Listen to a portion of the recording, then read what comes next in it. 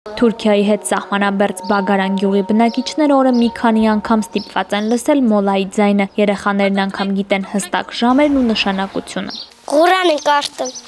Ո՞վ է քեզ ասել, ո՞վ է պատմել։ Պապս։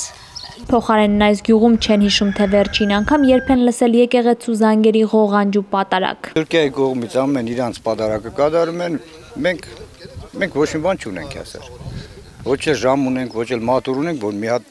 մոմ վառենք կամ մի հատ մադաղ, մի հատ ոչ մի բան։ Մարդիկ ստիպված իրենց փոքրիկ աղոթատեղին են կառուցել սահմանամերձ գյուղում, սակայն սա միակ ու ամենևին ամենաանհանգստացնող խնդիրը չէ։ Այստեղ չեն հիշում, թե երբ են վերջին անգամ ծորակից ջուր խմել, գազամատակարարում առհասարակ երբեք չեն ունեցել, իսկ տրանսպորտի խնդիրը անգամ չգիտեն ինչ բառերով ներկայացնեն։ Նախքան ընտրություն են մտածեցին մեկ հատ ավտո է աշխատում, օր մեջ է գալում, օր մեջ գալում է տոմա էդա։ Վարգեր ունենք, չեն կրում տանենք, դաժե մուծենք։ 3 օր 4 օր ժամկետ է հանգնում, հետո մենք 2-3000 մայր արդեն փող եկե վերեն։ Չենք ասում, մենք չենք կրում կանք, ավտո չկա, հնար չկա, ասում մեզ ինչ է դարքիրա։ Ճանապարհները նույնպես անմխիթար վիճակում են, այստեղ ավտոմեքենա չեն գնում, քանի որ գիտեն երկար չի դիմանա։ Ես այս ճամփեքը ինչա հիշում եմ սենցա։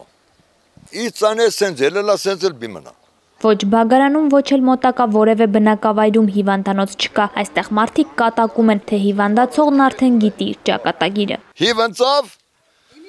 20 օր հետո լավացավ, չէ, թաղման ժողովի նախագահան, ես եմ տանում թաղում։ Բագարանցիներն ասում են, որ այստեղ հարսանիք էլ չեն անում։ Ինչով հարսնիք անեն։